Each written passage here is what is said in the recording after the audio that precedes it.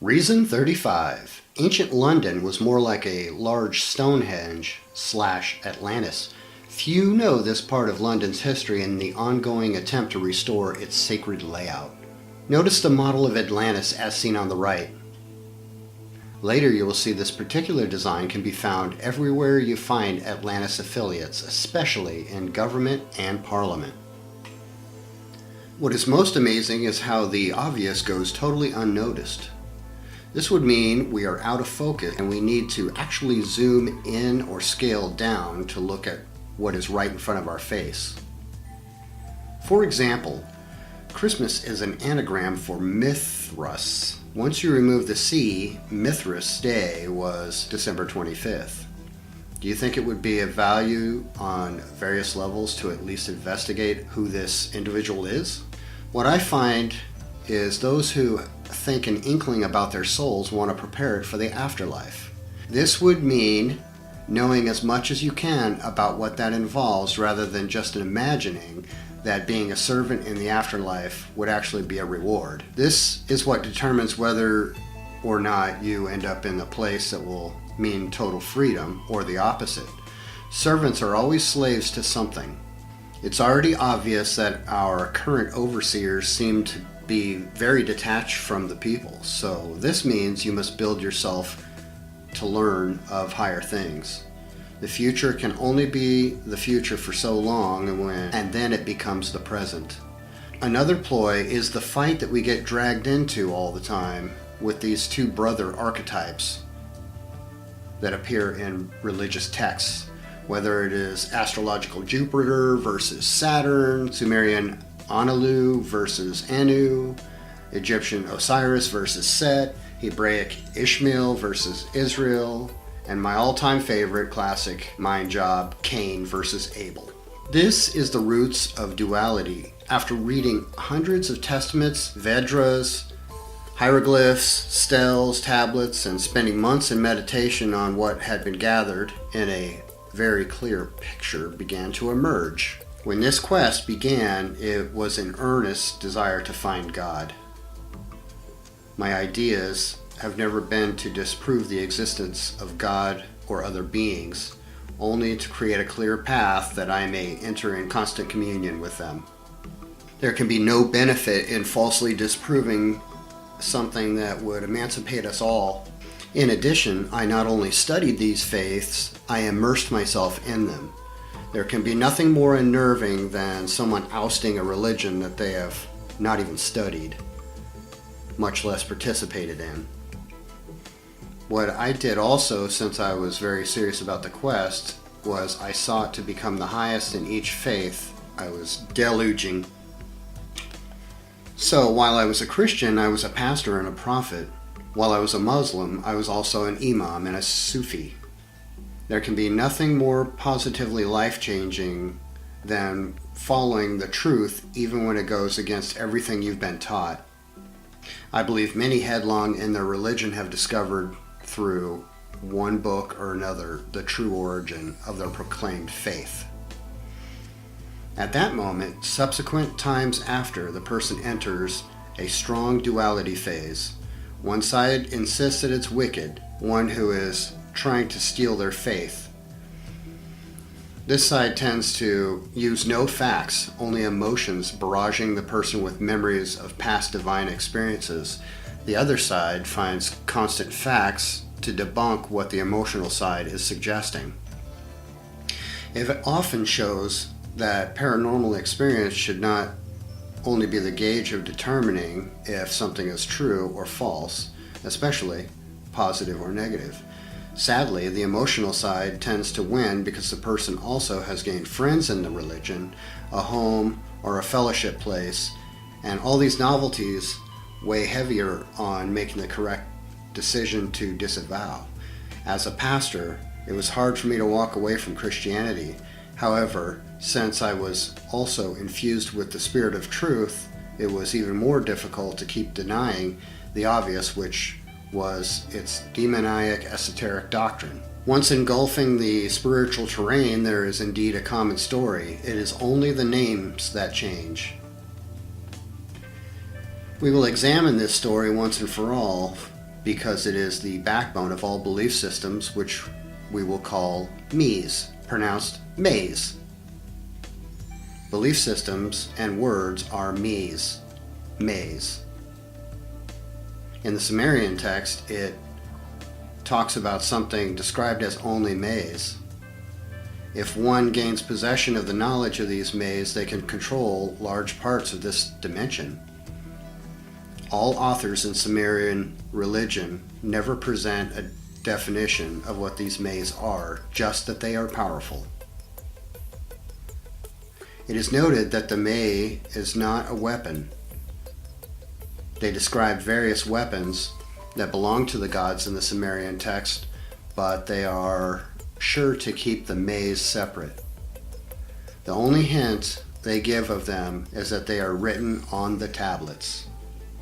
The resonance of information that remains coded in our aura of what happened in the past existences will always serve as mental triggers for our minds. This is how stories of our past is linked to religion in order to bring about devoutness, fear, resonance, and loyalty under false pretenses. A cruel mental scheme designed around the ethereal-based historical facts. Reason 36. The Sumerians inscribed their religion on stone tablets that have survived since antiquity. All of the stories in the Torah were first Sumerian minus the name changes. The Mays were known as to be inscribed on such tablets, just as Moses was proposed to receive tablets inscribed by God, Yod-He-Vav-He, Tetragrammaton. Shem, Noah's son, also finds a secret stone with engraving from before the flood and conceals it from his brothers, later to use its magical formulas. I learned that some Mies were certain words of power encompassed by doctrine that could be incorporated around those words. The one who controlled the names could control whole nations. First, we will examine the doctrine. There are things that have happened on our planet that not even reincarnations cannot completely erase the memory of, and that is the flood. The flood is mentioned in every ancient text, although it is not said to be related to man's sin, but rather a natural phenomenon. The punishment for man's sins story did not come about until the Sumerian and Hebrew text, which mainly operated under the fear and reverence of a terrible God rather than unconditional love. This is obviously the product of guilt. The main reason for this being the leaders of these groups are always warring with surrounding countries, so love was not a good angle for them. War and vengeance and favoritism was more ideal. The occurrence of the past flood has left residue in our aura. Thus, all stories that begin with floods are entertained by the subconscious because it knows for a fact the flood is true. The details, of course, are not available. Many people have a phobia of deep water because of the last flood. The ark was another part of the subliminal entrainment of doctrines. The word itself resonates to escape something that is fearful, impending, such as the dark. It was known that you could traverse to the netherworld on a bark, which meant a special boat. There are few who made it onto the ark, and those who did were given a special mark to show that they had been saved. After the dark came the sun, which we unconsciously assume will rise every morning. The sun wakes the whole world and gets the next day started. The sun and the sun were made synonymous in English because of this. The Babylonian name meaning Sam, son of Sam, or is it Samson? The sun god's religion embed themselves in the natural occurrences of nature. There's always a mother, sometimes two, since we are in a binary system. This always leads to a good mother and one evil or surrogate mother. Eve And Lilith, the mother archetype, will always survive because the planet can never be seen as anything different than a nourishing mother. Thus, when a name for the Mother Earth was given, all would revere it as though they do their physical mother. The name was spoken as Gaia, then Maya, and then 1,000 more. Often the origin of the name was never examined. The people remained always too trusting of their rulers. The dying and resurrecting sun theme was all in a day's work. The sun died at night and resurrected in the morning. This always left the door open for a host of nighttime nightmare creatures that played the role as adversary to the sun. Thus, the devil became nights, or set, as in sunset. Still, a sun god, nonetheless, with a host of worshippers that gravitate toward darkness. Once this began, the idea of the city with an eternal light was hatched. A place that was never dark, and of course there were requirements on how to get there. Those requirements were made known by numerous prophets, shamans, seers, holy men, gurus, yogis, and various others playing the role of predictors of the time. They later became just as revered and reverenced as the god itself. Notice how in Christianity, Jesus is now worshipped more than Yahweh. Many in the church don't even know who that is, nor do they care that Jesus has it all covered. In Buddhism, there's more discussions about Buddha than the divine concept of the focal point which Buddha presented. This is no wonder, since they say his mother's name was Maya. All around the world, the same song. Various sects of Islam suffer from the same problem, revering caliphs, imams, and Muhammad more than Allah at times. The rabbis get more airtime than Ein Sof, especially since they are convinced he is incomprehensible and cannot be conceived by impure flesh. Last, but far from the least, comes the chaos and destruction. Since mankind is immortal in this physical state, many assume a time will come for everything to die, thus we falsely decree to the earth's time will come also. It should be obvious now that the earth is immortal and passes through various phases. We watch it happen every day as animals die, bugs die, we age, the house or neighborhood gets run down. Decay is inevitable, however, the glass half-empty approach of modern religion, in which the whole world and most of its inhabitants must be utterly destroyed by plagues and horrors falling from the sky, distorts an act that should be otherwise looked at as an entrance to a greater phase. The truth is that these distorted belief systems propose are one and the same. With their spiritual technologies, they have mastered how to keep the soul in stasis. True spirituality is the growth of the soul. This allows it to become quite the opponent to forces that would attempt to capture it once it escapes your body. Any shaman can tell you this. When she enters the spirit world, there are various things its inhabitants consider before they interact with the shaman. Many shaman have various types of protection, but their main asset is the strength of their totem. The human soul is a force to be reckoned with when it is fully in tune. This leads to other beings just leaving you alone so you can live. The doctrines of today are combined in more or less a religious buffet based on collected information gathered over time. Some systems more creative and poetic than others, although the story itself only served to captivate and implore the neophyte that its names, which are vibrations, that created the staying power. All through this work we will be examining the various names' power. Reason 37. Religion has constructed an entire ideology of afterlife that plagues the believer's mind with absurdities, giving birth to distorted forms and the imbalance of fear. When consecrated belief is put into such things, they are given the energy to materialize, and believe me, they have already. Places like Purgatory, the Fields of Elysium, Hades, Abaddon, the Netherworld, and many others really exist. Remember, there are now billions of people who believe in these places, and most end up in them. The commoner is enticed to a place of worship for one reason or another.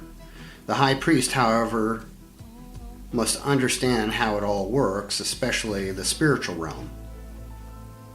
Chanting is a major part of priestly duties beyond the ritualistic observances.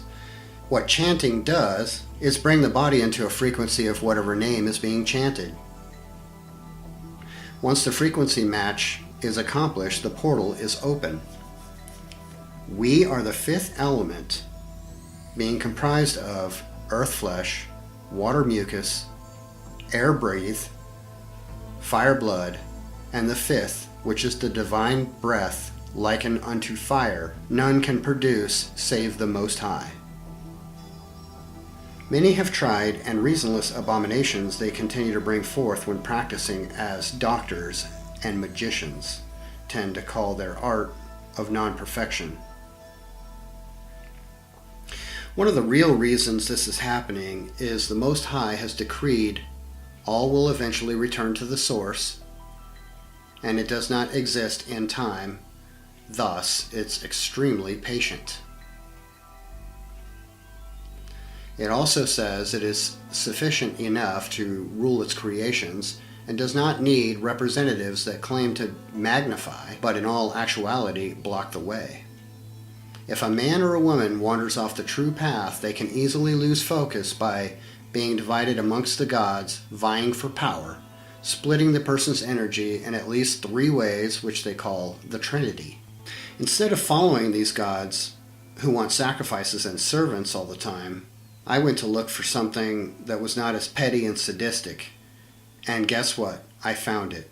I'm giving it to you. When you give something good out, you get the same in return. This is what we are supposed to do, no matter what everybody else is doing. Just remember, if they don't know the code, their entire form as it exists before you is being affected in more ways than you can conceive. So you can afford to give those you have grudges against a pass. This is prehistory, however, gods abound around the globe in various lands, and they are increasing. This is because the term God is being used so loosely, you can even have people saying that they are God. I know the popular argument is God is experiencing itself through us. This is another one of those things that just sounds good and is never questioned. The Most High brought forth all experience from itself and shared it with us as a gift. There is no need for the Most High to live through us.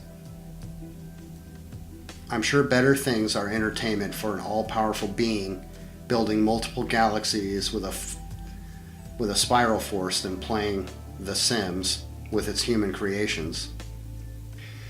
The truth is, sayings like this are fuel for the ego, which can make us think a little bit too much of ourselves while still not in constant contact with the Most High.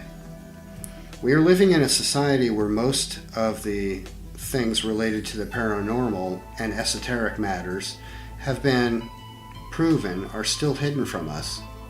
Imagine our maturity rate compared to freed societies. With the entities, the stronger eventually become the victor, and they are warlike gods. The Most High is not involved in such debased and petty things. This is the key to proper distinguishment.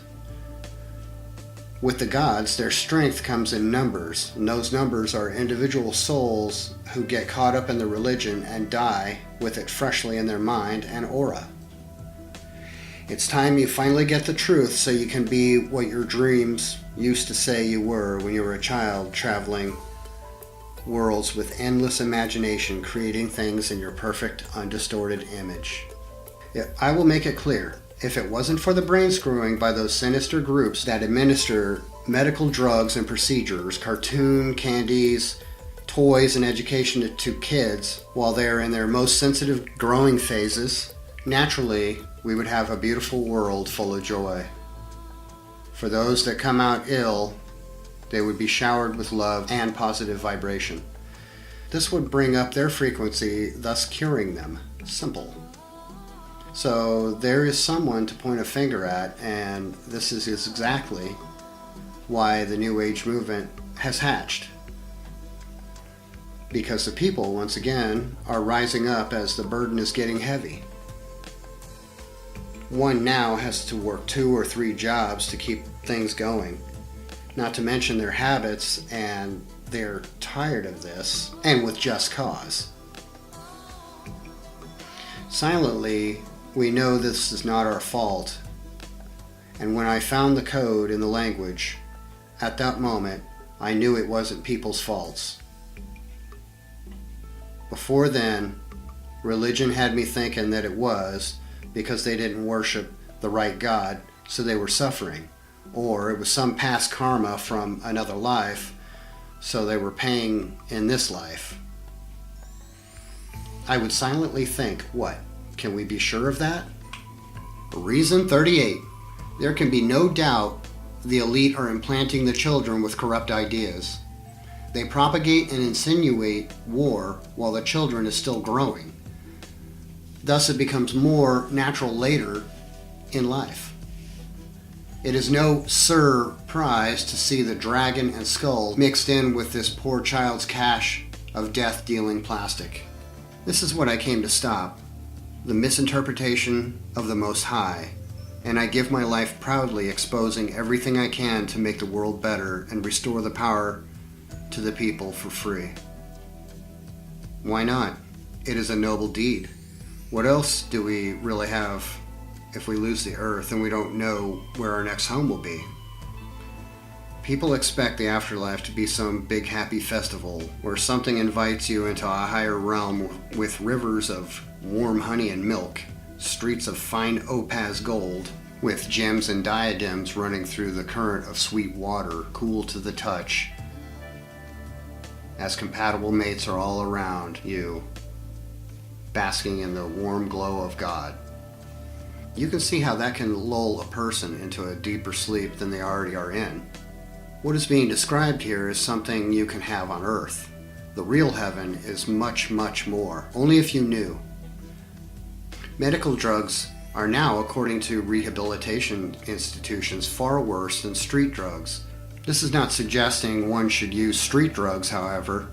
We should find it daunting that our organization formed to look after our health, actually the orchestrators of slow mental and physical arsenic death cycle.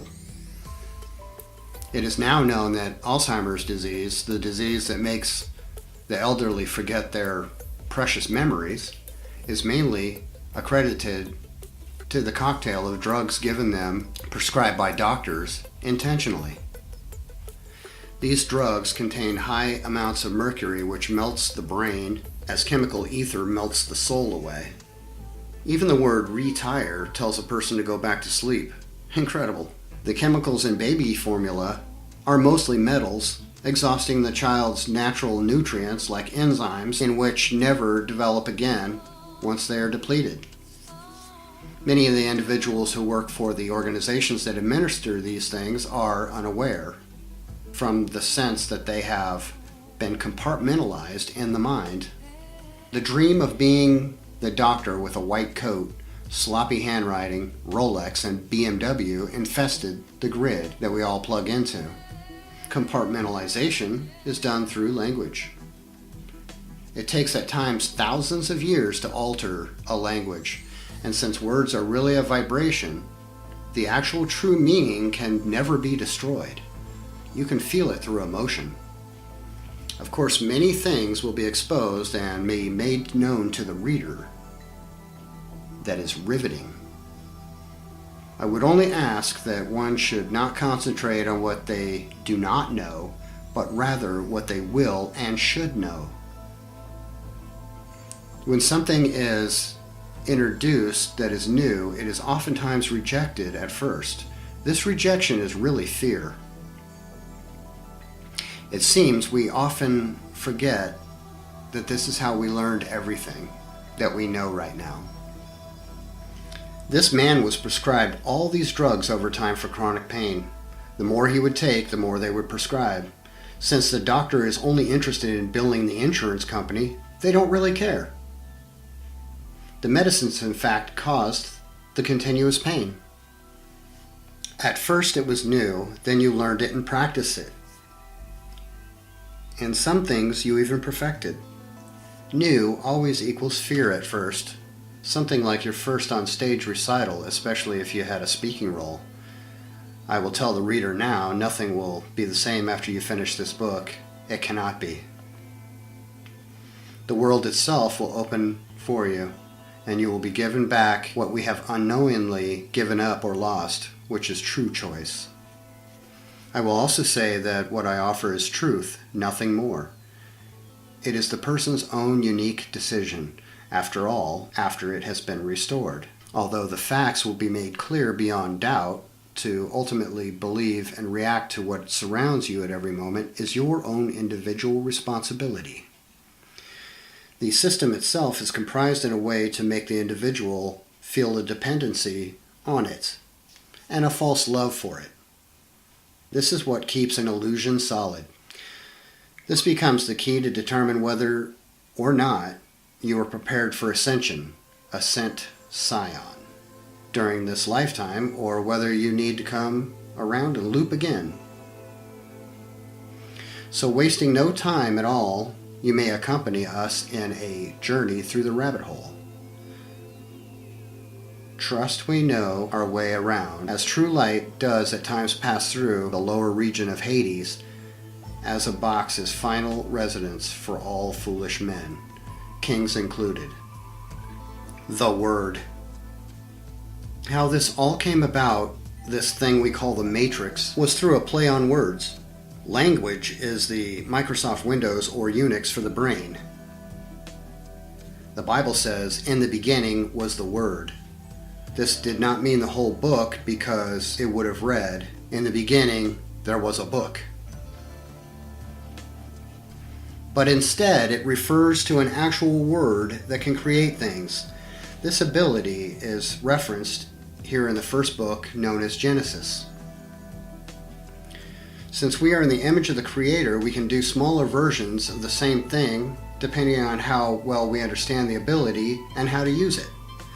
Although the need to create a new world or word is now at hand, the gap between creating multiple worlds and creating the things within worlds is vast. Thus, the original keepers of this knowledge used this ability to form many things after the first creation. We will call them secondary creations. These secondary creations were not created by the Most High, but created by the beings the Most High created. This is of value to remember how to distinguish one from the other.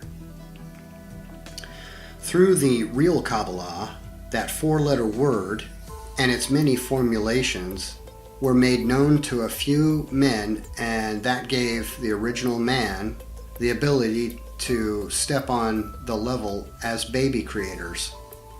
The word Kabbalah itself means oral resuscitation, which means that the true Kabbalah can only be given verbally due to the correct pronunciation of these words of power. It is never written. When this knowledge of such magnitude came to be known across the land, two more Kabbalahs were introduced. The first being the Abjad, the Arabic Kabbalah, and then came the Kabbalah of Canaan, or the Grimoires, of which the latter can easily be downloaded from the internet, while the former has remained hidden. Imagine how many people downloaded a copy of the most common Kabbalist grimoires when Madonna proclaimed that she was studying Kabbalah.